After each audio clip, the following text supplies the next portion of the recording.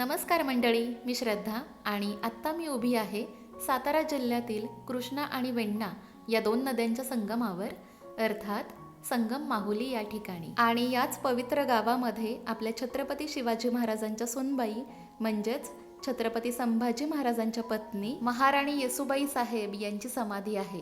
श्री सखी राज्ञी जयती असं ज्यांचं वर्णन केलं जातं, अशा स्वराज्याच्या कुलमुखत्यार येसूबाई राणी साहेब यांची समाधी शोधायला 300 वर्षांचा काळ गेला.